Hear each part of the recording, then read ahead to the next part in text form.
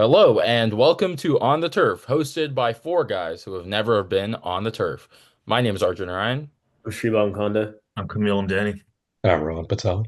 and welcome back to a new episode. It's been a couple weeks. Final season is over for the four of us. For the three of us entering our final semester of college and entering, obviously, perhaps the final season of On the Turf as well. Any updates, guys, in the past couple weeks? Anything of note to talk about? I think we're seeing an update in front of us right now, actually. Yeah, I do see an update. What is it? What's going on?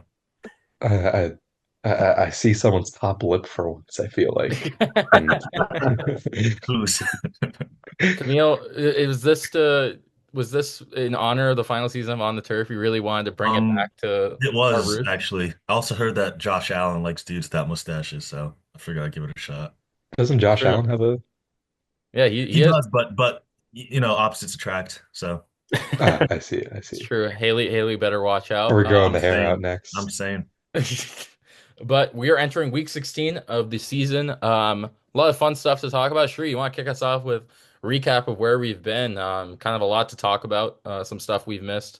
Obviously, starting with the Philadelphia Eagles being the Steelers last week. Yeah, unfortunately. My friend group in college, like half of us are from Philly and half of us are from Pittsburgh.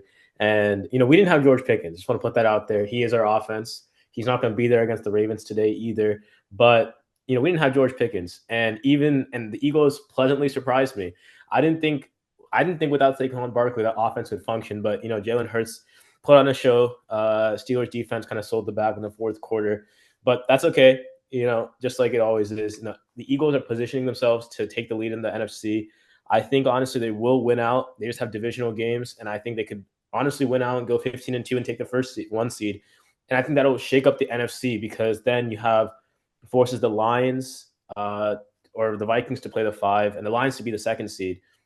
And who knows what happens? Maybe they play the Rams as the 7 seed, and the Rams Lions, first round of the playoffs, like that could be crazy again.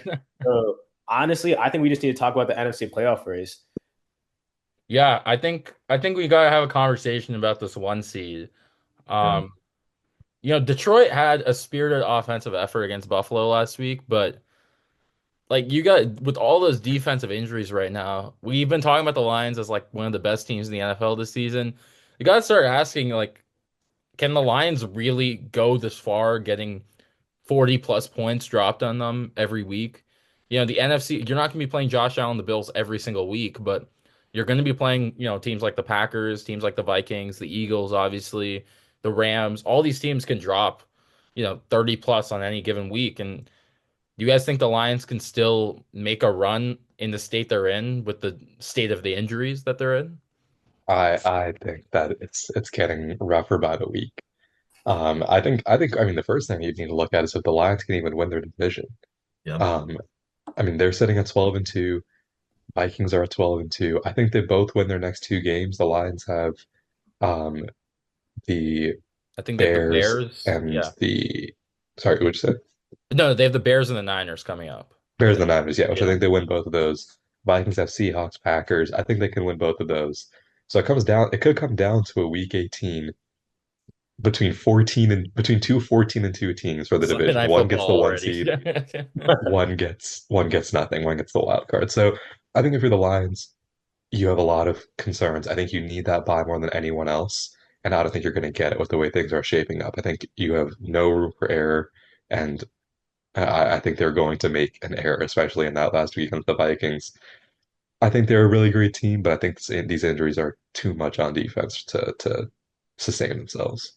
Yeah, I I'm think with it's I'm with you. Sorry, no, sorry, go ahead, Camille. I'm with you, Rohan. They're just way too injured, and when you look at what teams can do offensively, there's just so many mismatches you could create. Joe Brady took advantage of a ton of those. Ty Johnson ended up being the leading receiver on the day, third string running back, just because of how depleted that linebacker core is.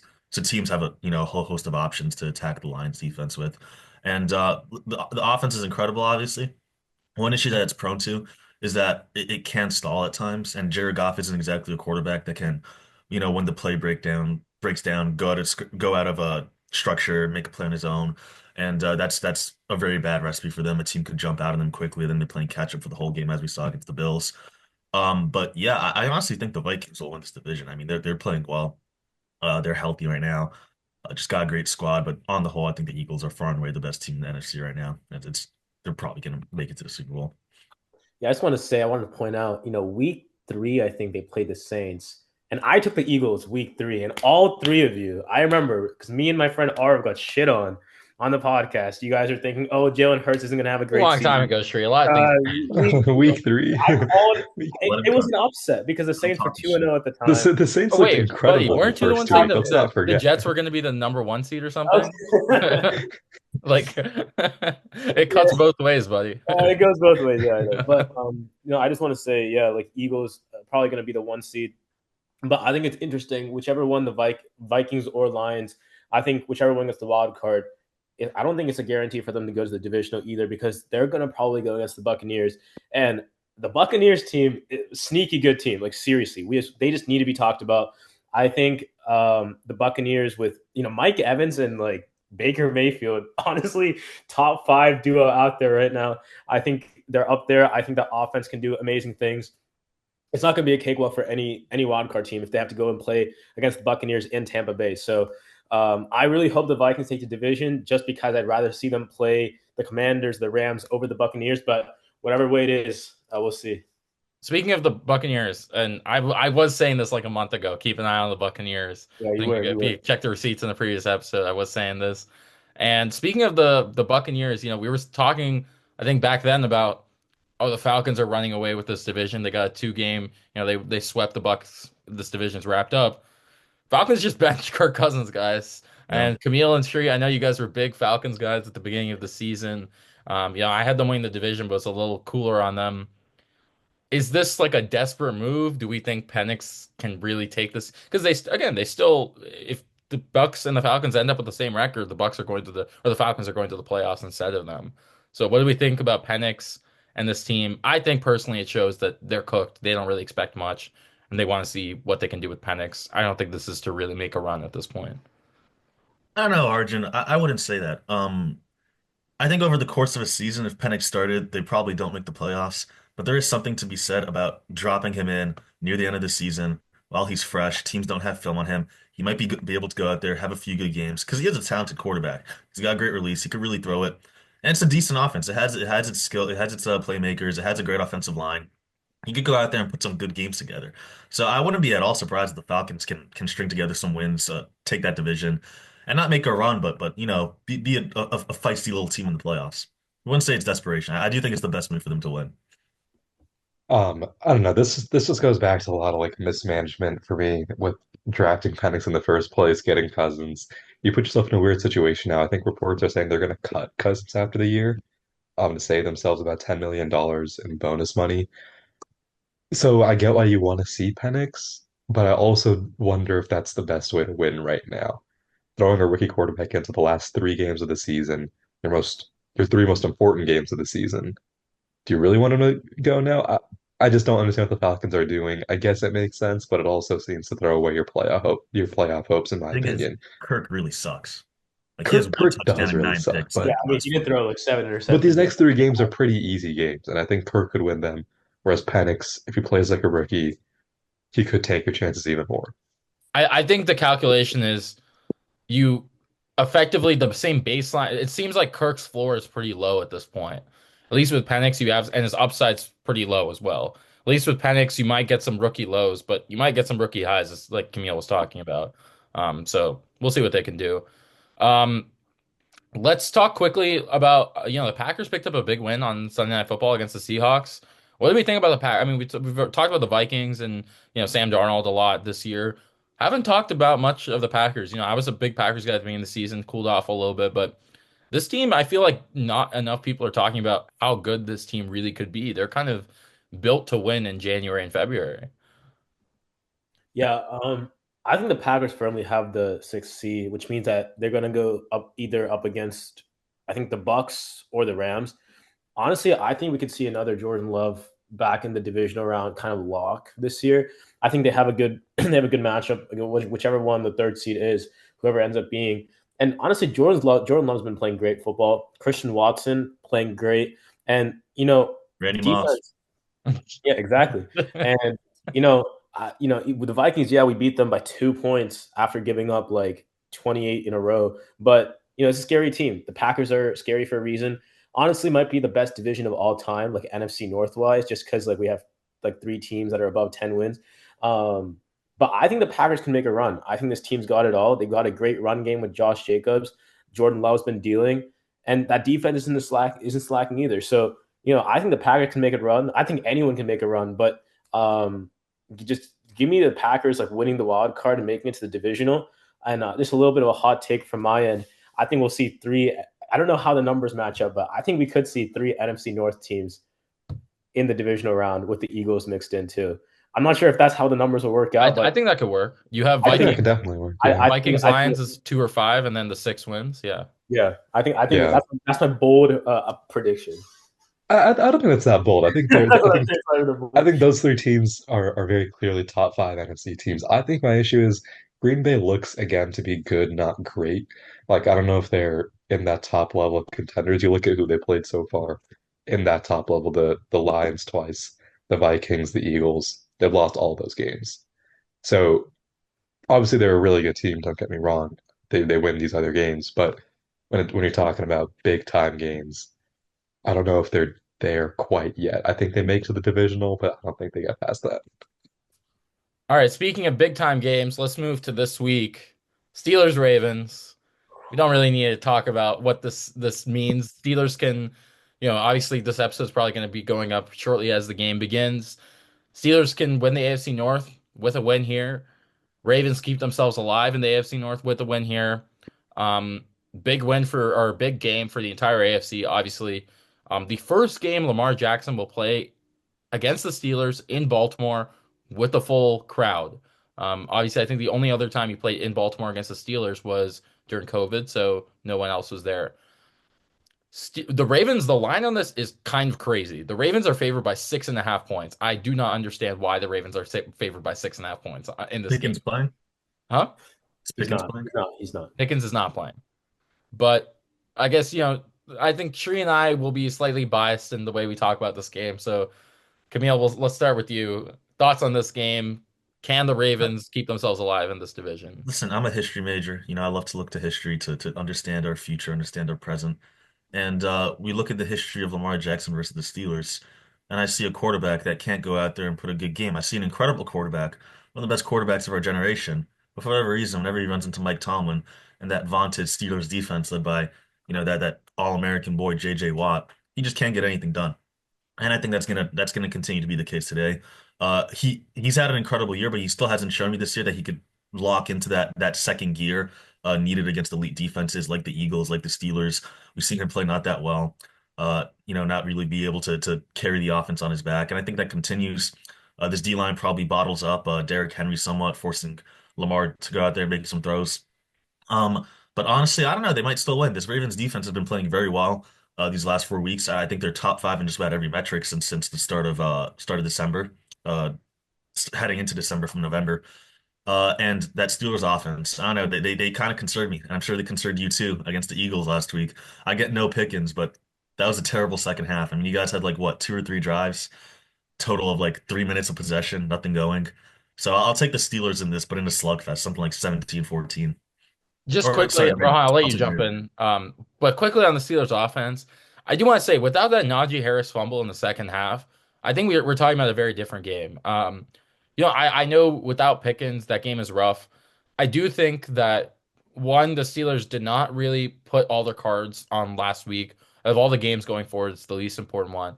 More than I think Russ played pretty well given the circumstances, and that's a good sign. This game was always going to be a slugfest against the Ravens. I don't know. I mean, obviously, no Pickens limits the upside of this offense, but it doesn't worry me when the Eagles' defense is arguably the best defense in the NFL right now. The Steelers were still able to move the ball. It was really, I think, a defensive issue in the Eagles game. But Rohan, I'll let you jump in here.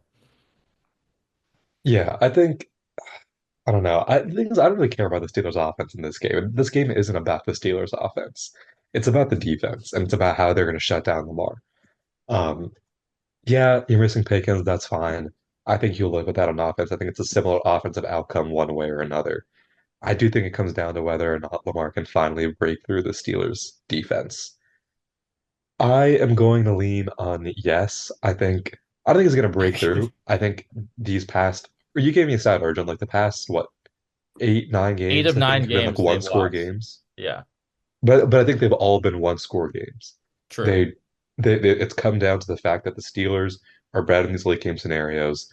Um, I think that the tide has shifted at some point. I'm not using history as Camille is. I'm using stats. I'm using progression to the mean. I think at some point Lamar breaks through here. I think having Derrick Henry in a game like this, having the more potent offense in a game like this, will be the shifting point. And this offense has looked good these past few weeks. So I think I'll lean to the Ravens. But it's a low scoring game. I'll say like 19-16, but I'm sure the Steelers I can win this was that too. the score of the last one or something like that. It was like 19-18 or something like that. Sure, I'll go ahead. Yeah. I don't know what I can add. Like I think everyone already knows what we think. There's not much. I mean, I agree with everything Camille said completely, slugfest included. There's not really much to say here. It's going to be ugly. It's AFC North football, and it just so happens that the Steelers always come out on top, whether it's in Baltimore, whether it's in Pittsburgh. It doesn't matter. I don't care if you have a great quarterback that statistically had the greatest season of all time. He hasn't produced against Pittsburgh. I don't care if you have one of the best running backs in the league. He just doesn't produce against Pittsburgh. I don't care if you have a great defense. They're going to get out defensed by Pittsburgh. I don't care about anything that Baltimore has because we are Pittsburgh Steelers. That's what we are. That's what we're going to bring. Give me the Pittsburgh Steelers 13-10. Let's Something go, to get man. behind. Is that Let's a go. Pittsburgh Steelers foam 13-10. finger? The blur is kind of messing it up. Oh yeah, yeah. Sorry. Let's pass this Wait, prologue, man. Here we go, Steelers. Steelers win Steelers. 21-17. what I will say, we didn't talk about the AFC playoff picture. This is the most important game for the Steelers of like the year, I think. This is the Oh difference yeah, this is between the most Oh important yeah, game for the this Steelers, matters I for think, everything. in years, honestly. yeah, this is either the three, maybe even the two seed, or if you lose this game and you have the Chiefs and the Bengals up next, the Bengals might be fighting for a playoff spot. Oh, we got That that. could be two more losses, and you're looking at the sixth seed all of a sudden if you lose this game. This is like an incredibly important game for the Steelers, I think. Please, man, we need a home playoff game. Yeah, please, bro. I don't. Yeah, all right, let's switch to the other side, Pennsylvania. Eagles Commanders. Talked a lot about the Eagles. Haven't talked a lot about the Commanders recently. Um, this team we kind of called DOA on them a little bit ago, but they're fighting back. They've had some easy opponents, but they fought back into a position where they can possibly be the 7 or the 6 seed. Still technically alive in the division, I guess if they can pull this off. But look, guys, I mean, I think that I'll be quick on this. I think the Commanders are just a class below the Eagles. I think the Eagles have shown themselves to be, just if not the best team in the NFL, one of the best three teams in the NFL right now. They're hitting on offense, defense, and special teams. I'm not a big fan of Nick Sirianni, but you can't deny that the team is very well coached right now too. Coach of the year, right? No, he's not coach of the year. Give that to KOC or Tomlin, man. KOC deserves it. But I just think the Eagles are going to win this game. Commanders been a fun story this year. They may still sneak in, but they're not going to do much. Yeah, I agree. I'll go next. I think it's pretty clear that the Commanders, like you said, are just a step below right now. I'll take the Eagles, probably 30-20, pretty comfortable win. Yeah, I got nothing more to add. Just give me the Eagles. Give me them by like two scores. I'll go to it doesn't even matter, like 27-18. There you go. I don't know. I think it's gonna be a close game. Jane Daniels is such a stud. He's gonna battle on this. It's not gonna be an easy win for the Eagles. These divisional games rarely are when it's an opponent of quality on the other side. But yeah, I don't know. This definitely isn't the year for the Commanders. They're a nice little wild card team. They have a lot of positive steps to build on going into next year. Number one, obviously being Jane Daniels, but I wouldn't be totally surprised if he comes into these playoffs and has some signature rookie moment. Just to build up his legend against smoked in division. I feel like that's a pretty likely outcome from this Commanders team.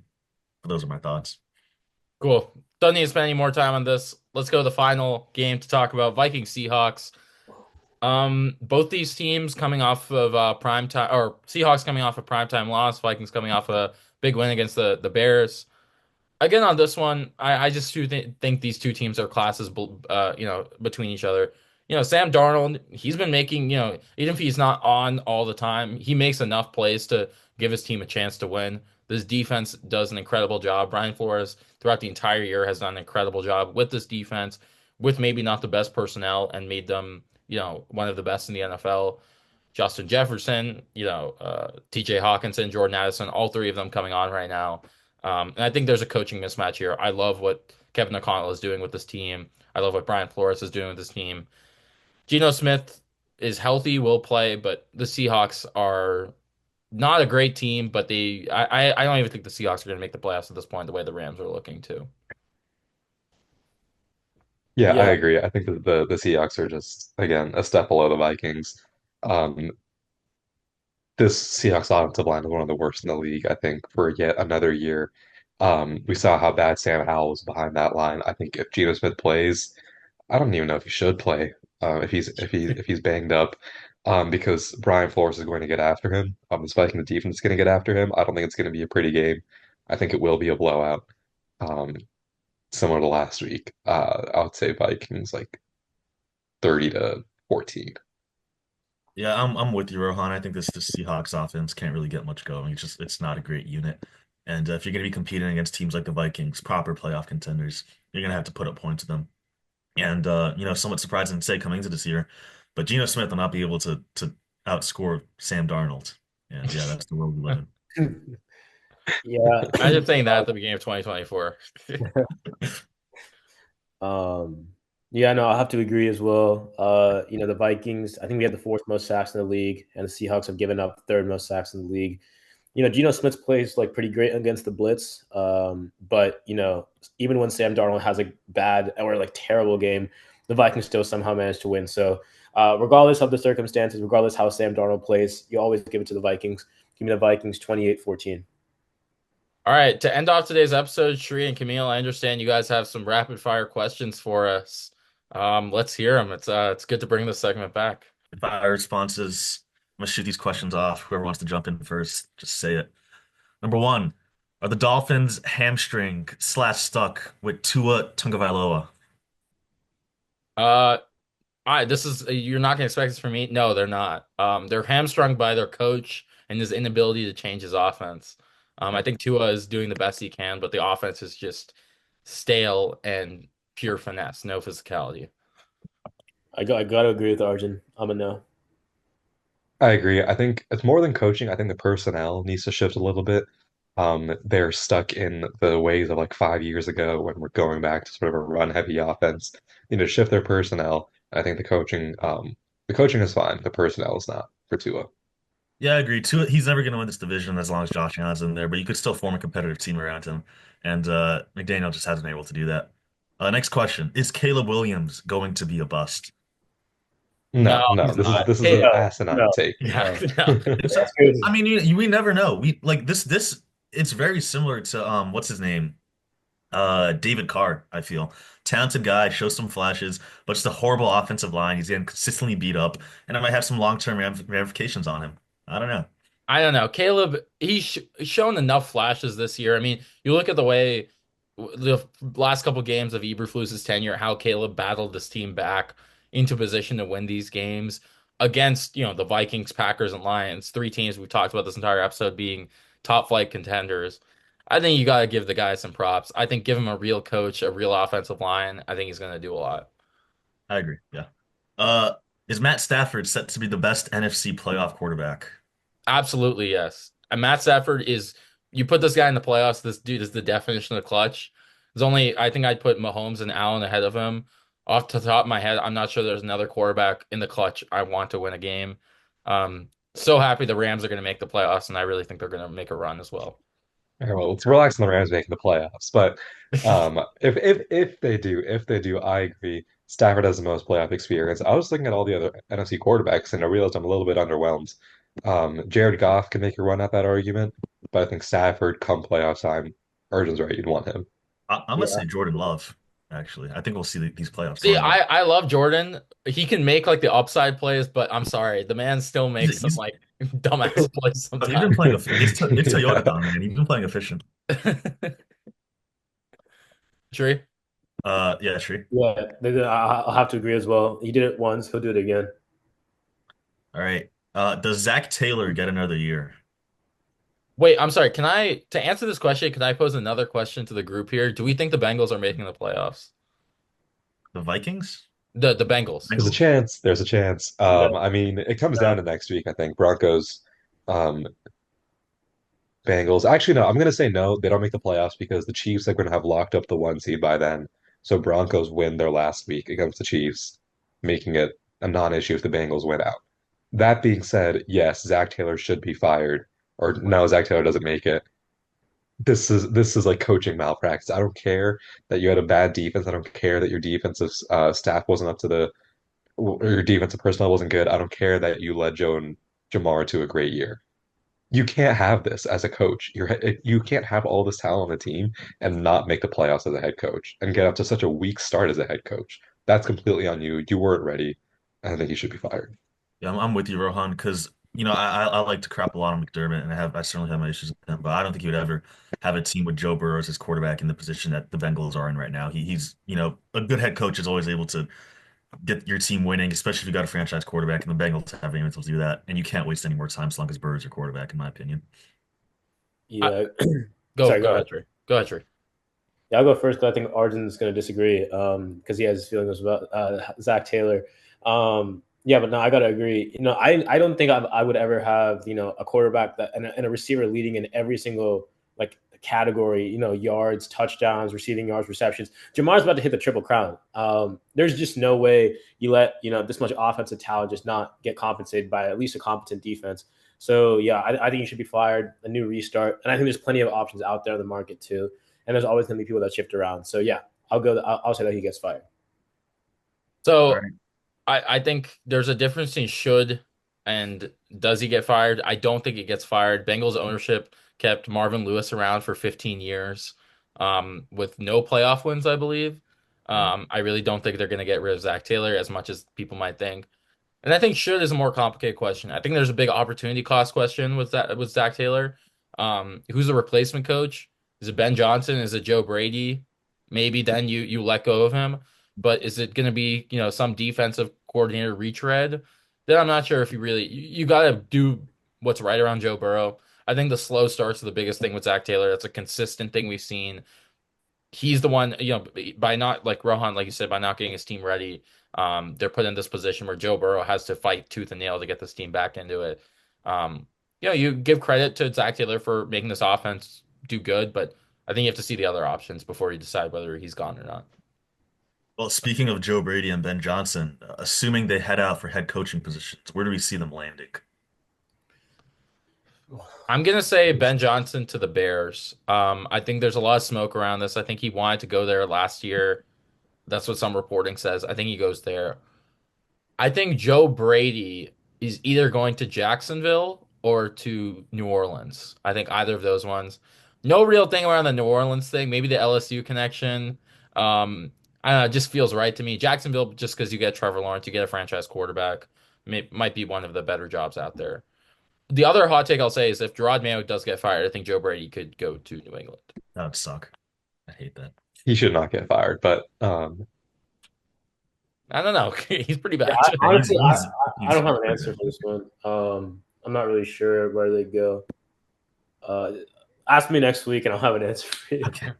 um, I think I think Ben Johnson of the Bears makes a lot of sense. But I just wonder if he's willing to take that job with how well the Lions are doing and how bad some parts like the offensive line of Chicago are. But I think he takes it. You can't pass up a job with Caleb Williams. Um, Joe Brady, I don't really know. I think a team like the Bengals really could use him. Um, I don't know. I feel like there's not a good spot for him. There's a lot of rebuilding teams, and I don't know if that's the You think he best stays? thing for him to do. But I do think that the Giants could be interesting. But do the Giants want to hire another Bills offensive coordinator and Yeah, do that would that be whole thing crazy. again? I think it would be odd if he went back to the bank. If he went to the Bengals, it would be a really cool story. Like back with Burrow and Jamar Chase from LSU. That's why I have to think that the Bengals are going to move on from Zach Taylor, right? There's a couple of great coordinators that could be coming up for coaching jobs. That's true. That's true. All right. Final question. Baker Mayfield is a top blank quarterback. I'll go first. I'm gonna say 8. Whoa. Oh, So wait, 50. Tree, let me ask you this. You're Actually, wait, taking 8 might be a little too high now. I'm thinking about it. I think I might take that back. I'll go. I think I can go solid 11 or 12 maybe. yeah, I was gonna say 12. Yeah, 8 is kind of crazy. Yeah. that's about where I would put him. I think maybe if the cards fall correctly, Baker Mayfield could make a Flacco-esque run to the Super Bowl. But I'm never gonna really think, oh, Baker Mayfield is going to win a Super Bowl for whatever team he's on. He's a Yeah. fun player to watch. He is like Jameis if he had correct eyesight and decision making. He, slings it like no one else can. He throws some picks every now and then, but he's always fighting and gives his team a chance to win. And I think not many quarterbacks like that who just have like that toughness that Baker Yep. has. Yeah, I'd say top 12 is fair. Yeah. Then we have consensus. Do we take I have a question since we have a couple minutes left. Do we take Baker over Jared Goff? No, Mm. I'll take Eh, it off. do I? Do I? I might. I I mean, think think we're. about it. I Think think, about it. If you put I think there's a if you little put disrespect Baker, going around here. Jared Goff's been playing great football. I know he's like in a great system and everything, but he still makes well, no, we spectacular. have to have the conversation. Tree, is Jared Goff a system quarterback? I mean, could No, Baker he's been in two step in different and do what systems and Jared he's still does? capable. And What? he's been the Super Bowl and won, and I mean, it is what Might it go to is. the Super Bowl in another one. But yeah, Okay, maybe he's not a system quarterback. Maybe okay. I guess Baker isn't as good as him, but I don't know. I don't this is know. I think crazy. This is Listen, what I'll crazy. say, I think what I'll say is Baker would do worse on the Lions than Goff is doing right now, and Goff would do worse on the Bucks than Baker is right now. I Yeah, think that's correct. yes, I I agree. agree. I think I agree. That's their very Yeah, good. I think that's play I true. think style. if you have a team with a really good offensive system, you want Goff to be like your point guard. But if you're Mhm. a team that like doesn't have all the weapons, maybe you're missing like that offensive line, maybe you're missing like an elite caliber wide receiver or an elite run game. Baker's the guy who can just like put you in games sometimes. Yeah. Um, he's a bit more volatile, but I think he's better suited for some teams like the Buccaneers are. Let me toss you one more. Baker or Jordan Love? Give me Give me Jordan Jordan Love. Love. I'm Yeah. happy with Jordan Love there. I'll Jordan take. Love, yeah, yeah. Was this just to feed your like Packers? Like, What? No, I'm genuinely wondering. Because I think Baker is such an interesting quarterback to judge, honestly, which is why I'm glad you asked the question. Because he's got like upside, honestly, kind of to the level of like these like elite guys that we talk about, like like you give the ball to Baker. You saw in that Panthers game, what like over Thanksgiving. Um, you give the ball to Baker with like 40 seconds left. You have belief he's going to win that game. And like you can't say that for that many quarterbacks in the league. So I think like his like clutch ability is pretty impressive. Not that dog. He's got like Baker is the Baker's a definition dog. of dog mentality. Buccaneers are on a 4 game win streak. A lot of it is because of Baker. I don't know. Only that team. Maybe at the end of the year, Arjun, you should throw these questions back to us, and I think we might have different answers. Especially Jordan Love. We came to consensus a little quick. A little quick. I No, think that is I was actually the actually more surprised about conversation. the Jordan Love response that all of you like Jared Goff has done more than Jordan Love in this career, if we're being completely honest. And this is as a Jordan Love Jordan guy. Love he's just a great player. Like you watch him play, he's a good quarterback. yeah. But you look at Jordan Love's mistakes, right? And you think, okay, well, like Baker doesn't even make some of these mistakes, and Baker is winning you games in the clutch. Is Jordan Love winning you a Well, lot of games in the he's been clutch? Not that playing he's been put in cleaners. that position too many times, but I talked about how he lost all those big time games. I don't know. I don't know. I still think Jordan Love, especially if you're looking for a franchise quarterback, is Jordan Love. And Love But hasn't right thrown a pick now, in 4 games now. He's been cleaning it up. that's true. That's true. So Baker, I mean, from what it sounds like, Baker, you guys think is like a top four quarterback in the NFC playoff right now. Like you taking Baker over Sam Darnold right now? Top four. Well, Um, no, I think I'm taking Sam Darnold over Baker. Like, I mean, this is kind of like Sam Wait, so Darnold. I'm confused. Why are we're taking Jared? We're confused on Jared Goff. We're taking Darnold and Love over I was Baker never Mayfield. confused. I was taking Goff over. I mean, No, that's I'm taking Baker over Darnold. I'm taking Baker over Darnold. that's crazy. Maybe he's not top 12. Maybe he is like top 10, top 8. I don't know. I'm thinking about it. well, there's just so many good AFC quarterbacks.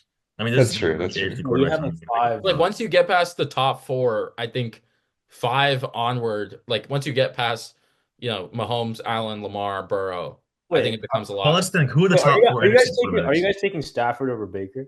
Yes. Yeah, No, no, no, no, no, no. yeah, I'm taking Oh, Stafford yes, over Baker. For absolutely. 1 year. Yeah, Oh, Wait, oh, final question. Stafford over Baker. Stafford, yes. Stafford, yes. Yeah, Are you taking let's just say the Herbert other way over around. Baker right now?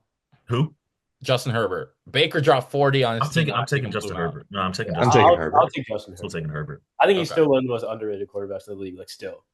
Yeah. Anyway, fun discussion about Baker, fun discussion about all these games.